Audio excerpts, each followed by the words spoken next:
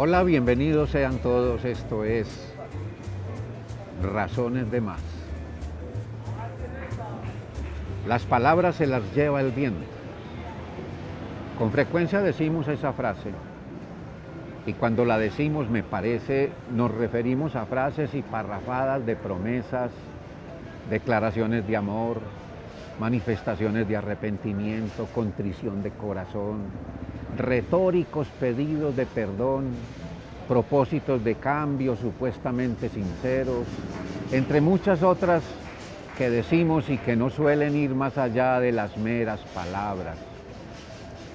Son momentos en los que el lenguaje nos sirve de comodín, justificación, salida fácil de circunstancias embarazosas y momentáneamente difíciles de resolver. Sí, en esos casos las palabras se las lleva el viento. Y no sentimos vergüenza alguna de estar diciendo lo que no sentimos. Es parte de la cultura, como la impuntualidad, la mentira, las promesas. Decir en 10 minutos te llamo y los 10 minutos se convierten en hora y media, cuando no en nunca. Decir, préstame 50.000 que mañana te los pago. Y los 50.000 tardan lo que tarda el olvido. Son ejemplos, estos últimos, a la vez de promesas y mentiras. Y en nuestra cultura las promesas no tienen futuro y las mentiras carecen de pasado. Nunca se dijeron. La cultura, digo, porque ella es lo que somos. Bien, pero cuando no se las lleva el viento, las palabras son poderosas. En todos los géneros de la literatura la palabra es capaz de crear mundos, cielos e infiernos. Tienen la potestad de llevarlo a uno a pasados que no vivió y a futuros que no verá. En las palabras habita la creación. Se dice que Dios hizo las cosas con solo nombrarlas. Bueno, nos harían falta varias vidas para hablar de lo que son y lo que no son las palabras, de su diversidad según las lenguas que en el mundo han sido y son, de lo que pueden y lo que no, de su arbitrariedad y sus limitaciones, de su potestad para mentir y a la vez para decir la verdad, de su espíritu innumerable, es decir, nervios y corrientes que se ramifican en semánticas, sintaxis y gramáticas, tonos, músicas, colores, olores y sabores. Todo junto en la forma como las palabras salen de los labios del que habla y las formas como llegan a los oídos del que oye y a los ojos del que ve. Pues cierto es que las palabras no solo se oyen, también los ojos ayudan y mucho a oír. Tenemos evidencia de que no solo los seres humanos percibimos el afecto, también los animales, y las abuelas y las mamás afirmaban con un convencimiento incontestable que también las matas las sienten, las palabras, y sobre todo las del afecto. Los tallos, las flores y las hojas de las plantas saben si uno las quiere cuando lo dice. Ellas oyen que uno les dice y ellas sí cumplen sus promesas. Y hasta las cosas sienten si uno les habla con cariño. La estufa me funciona mejor cuando le hablo con calma y le digo que la quiero. Me contó una señora que cultivaba flores como negocio. Tuve un primo lejano, mucho mayor que yo, que expresaba un afecto tan cercano como si uno fuera su nieto preferido o el hijo pródigo o algo así. Lo llamaré Marco Luis, aunque no era su nombre real. Era camionero, manejó camiones sencillos y tractomulas por todas las carreteras de Colombia, oficio que le procuró amigos y conocidos en casi todas las ciudades y pueblos de Colombia. y hasta en algunos países vecinos. Hablaba mucho. Era casi la encarnación de la exageración paisa que alude al sujeto que habla más que un perdido cuando aparece. Tanto es así que en los trancones causados por derrumbes, Marco Luis era capaz de entretener por horas a conductores y pasajeros de buses con historias que otros le habían contado o que él mismo inventaba. También fue volquetero antes de los camiones. En el pueblo donde vivía, en el norte, había una volqueta vieja y maltrecha cuyos últimos 3 dueños se habían accidentado en ella, 2 de los cuales murieron en los accidentes y un tercero quedó mal herido. Por tal motivo la gente le daba a esa volqueta el nombre de la Criminal y nadie, en consecuencia, la quería. Ni siquiera se soportaba estar cerca de tal vehículo. Marco Luis le compró la Criminal al propietario del momento. Muchos se burlaron de él y hasta la bendición le daban para que no fuera a pasarle nada malo en ese carro. Su familia cercana se aterró y hasta dificultades tuvo con familiares por haber cometido la estupidez de comprar esa volqueta, no solo fea y destartalada, sino maléfica. En el imaginario popular, aquel vehículo era una amenaza para cualquier chofer. Ser su dueño y conducirla significaba ser atrevido, temerario, estar uno jugándosela con la muerte. Te vas a matar en eso, Marco Luis, ¿para qué compraste esa chatarra? Botaste la platica y pusiste tu vida en peligro. Esa volqueta está maldita.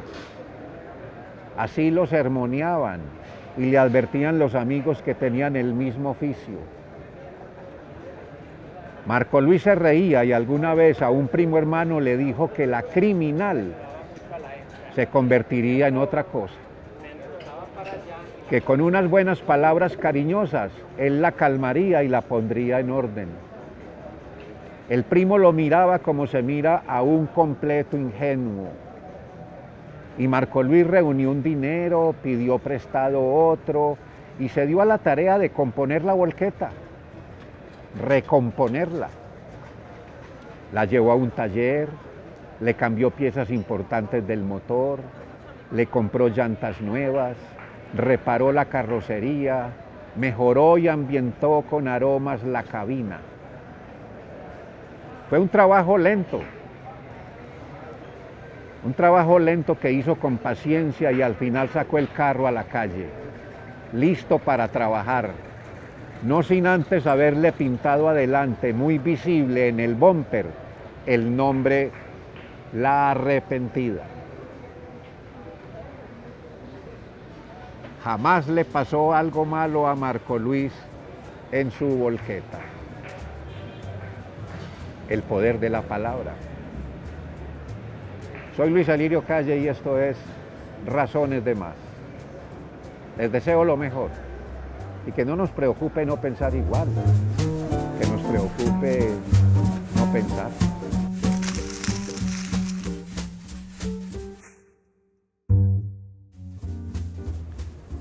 Hola, bienvenidos sean todos. Esto es Razones de Más. A un finquero se le perdió uno de sus caballos. Mala suerte, le dijo el vecino. El finquero le respondió, puede ser. A los 2 días apareció el animal con otro caballo que se vino tras él. Buena suerte, dijo el vecino. Puede ser, comentó el finquero. El hijo del finquero quiso montar el nuevo caballo y brioso, lo tumbó y el muchacho sufrió una fractura. Mala suerte, dijo el vecino. Puede ser, comentó el finquero. 3 días después pasó el ejército reclutando a todos los jóvenes, menos al hijo del finquero que estaba herido. Buena suerte, dijo el vecino. Puede ser, respondió el finquero. Esta breve historia alusiva al azar y a las contingencias Es contada en muchas partes con otros elementos y personajes, pero es la misma historia. Aparece incluso en uno de los capítulos de la serie de Netflix llamada El sobreviviente designado. Es una evidente alegoría a la cultural tendencia de atribuirle a la suerte, el azar, lo que nos pasa, en particular lo negativo, como justificación, porque curiosamente, y tal vez de modo inconsciente, nos negamos a reconocer los efectos de nuestras acciones, actitudes y actos. Digo cultural tendencia, como lo es el hecho de mentir para evitar los efectos de la verdad, como es la propensión a sacar disculpas, inventar pretextos, exponer coartadas para aligerar el peso de la responsabilidad sobre nuestros actos o para intentar explicar lo que de momento parece no tener una razón clara. Con frecuencia nombramos como casualidad lo que en realidad es causalidad, la ley de las causas y sus efectos. Todo ocurre por algo. Y en muchos casos conocemos ese algo, pero no queremos aceptarlo o reconocerlo. Preferimos apelar a la coincidencia, al azar, para quedar tranquilos frente a hechos y sucesos de los que aparentemente no somos responsables. Pero si bien miramos, veremos que todo tiene un precedente. Todo es efecto de una causa. Todo acto, todo paso que damos está conectado con otro que ya dimos, o incluso que otro dio, u otros, o con el deseo, un anhelo, una decisión. Y las decisiones están sujetas a la voluntad y a la libertad, entendida esta última entre los límites que la ética y la cultura contraponen. Ahora, se dirá que muchas cosas nos suceden como causa de las decisiones de otros. Sí, ciertamente, pero las decisiones que proviniendo de otros nos afectan están conectadas con nosotros. El jefe que decide echarme del trabajo lo hace por actos míos, actitudes, comportamientos. Claro, se cometen injusticias y se mancillan derechos, pero no cree uno que sean cosas de la casualidad o la suerte. Tienen un origen, unos precedentes, tengan o no que ver con lo justo o lo injusto. Tengo para mí que en muchas cosas, lo que denominamos suerte, casualidad, coincidencias, son recursos para eludir o para justificar lo que de momento no entendemos. ¿No nos convierte eso en una cultura de lo incierto, del engaño, de la inseguridad? Si dependemos de la suerte, ¿para qué esfuerzos en tener seguridad? ¿Para qué luchas por el bienestar y la felicidad? La historia, a la que muchos ven con desprecio o pereza porque es el pasado, inmodificable y sin regreso, debería ayudarnos a ver que es la causalidad lo que tiene fuerza de ley, no la casualidad. Es milenaria la creencia en las influencias de las estrellas y los planetas. Hablo de la astrología, en permanente conflicto con la astronomía. Si le damos crédito a lo que los astrólogos dicen que determinan los astros según la geometría del cielo, valga citar algo que he leído de diversos astrólogos. Los astros inclinan, pero no obligan.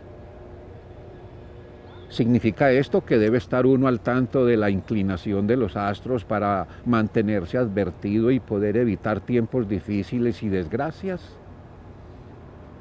¿En qué queda el sentido de la voluntad y de la libertad, el llamado libre albedrío, si estamos de veras determinados por los astros? ¿Qué margen de acción propia tenemos? ¿Son las influencias de los astros la suerte? La causalidad misma está determinada por las estrellas.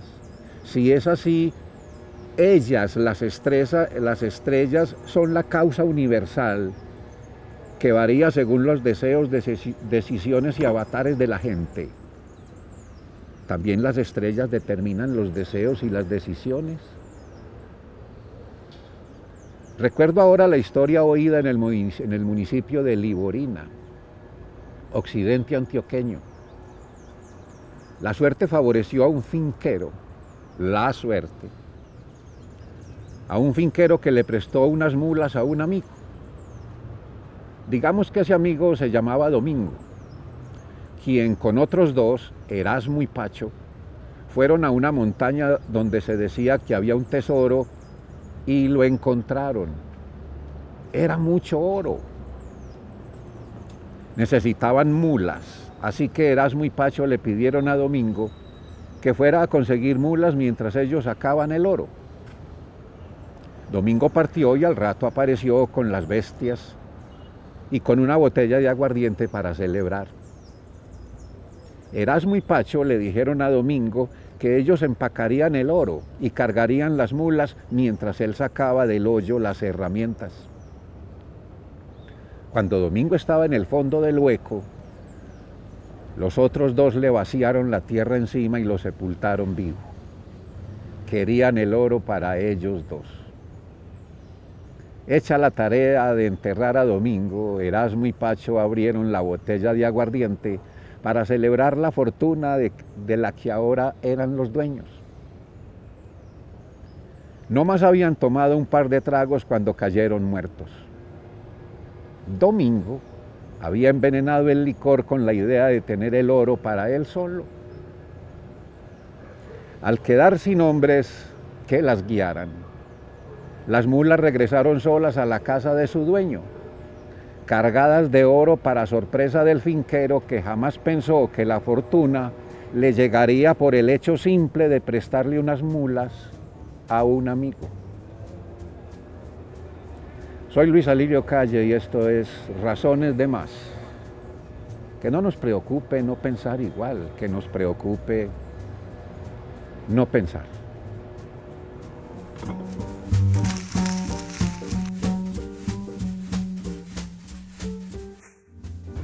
Hola, bienvenidos sean todos. Esto es Razones de Más. Hay en internet un sarcasmo sobre la credibilidad de las frases célebres que aparecen en internet. Me refiero al crédito que uno le da a la frase y al autor de la misma, y si de veras ese autor dijo lo que ahí aparece. El sarcasmo es una frase que supuestamente dijo el presidente estadounidense Abraham Lincoln, y la frase es: no te creas todo lo que lees en internet solo porque haya una foto con una frase al lado. Dijo Lincoln. Por cierto, Lincoln nació en 1809 y murió en 1865. Cuando murió faltaban 104 años para la aparición de internet. Menciono esto porque citaré unas frases sobre el trabajo encontradas en internet. Una de la Madre Teresa de Calcuta: no puedo parar de trabajar, tendré la eternidad para descansar. Otra del escritor canadiense Stephen Leacock: creo en la suerte, mientras más trabajo, más suerte tengo. Y una tercera, un sarcasmo del dramaturgo irlandés Oscar Wilde: el trabajo es el refugio de los que no tienen nada que hacer. Es probable que las tres sean realmente de los autores ahí señalados, en particular la última, pues es evidente la ironía y sabemos que Oscar Wilde fue llamado el maestro del sarcasmo.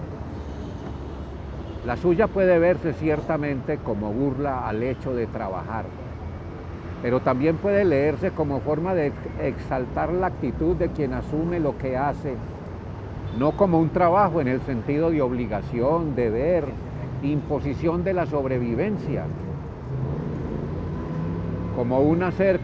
sino como un ser que contribuye a la creación. Y en consecuencia es feliz haciendo su trabajo. Y el que es feliz haciendo su trabajo no trabaja, vive.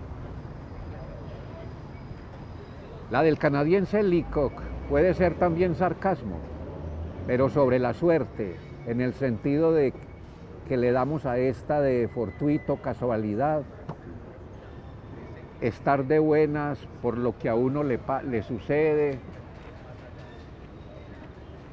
Es decir, la suerte como casualidad, mirar el trabajo como suerte. La frase es una celebración del trabajo, cuyos resultados nos procuran la suerte en el sentido de logro, cumplimiento, ganancia, no de casualidad. Y la frase de Teresa de Calcuta, que expresa que no puede dejar de trabajar porque descansar vendrá por toda la eternidad, alude al trabajo como el hacer inherente a la vida. Sin él, esta no tiene sentido. Además, somos efecto del trabajo y causa de trabajo. Siente uno que muchas personas, a pesar de que ven el trabajo como una necesidad para sobrevivir, le dan sin embargo la interpretación de castigo, cuyo origen está en la lectura del libro del Génesis de la Biblia. Dios castigó a Adán por haber pecado imponiéndole el trabajo como modo de supervivencia. Ganarás el pan con el sudor de tu frente, sentenció Dios cuando expulsó del paraíso a Adán y a Eva por haber pecado, por haber desobedecido. ¿No les parece que Dios, en lugar de estar imponiendo un castigo, estaba dándole a Adán un sentido para vivir? ¿No reafirma mucho la vida que a uno le llegue todo como maná del cielo, sin hacer nada, eternamente desocupado con todo a pedir de boca? Si fuese así, ¿para qué nacemos? ¿Para qué aprendemos? ¿Para qué estudiamos? No es la respuesta, para trabajar. No hay nada más bueno que un día de descanso después del trabajo. El propio trabajo le da sentido al descanso. Yo tenía un amigo llamado Gabriel Díaz, de Santo Domingo, Antioquia, sacerdote católico que tuvo dificultades porque ejercía su pensamiento y sus convicciones. Murió de enfermedad en octubre de 2019. Siempre tenía una risa para darse, para ser sacerdote, para acoger a los campesinos con los que ejercía su pastoral. En una ocasión, hablaba con un grupo de ellos sobre los sacramentos, que son 7, porque uno de los campesinos iba a contraer matrimonio, que es el sacramento sexto. Gabriel les hizo la pregunta: ¿cuál es el primer sacramento, el más importante de todos? Él pensó que le responderían que el bautismo es el primero de los sacramentos.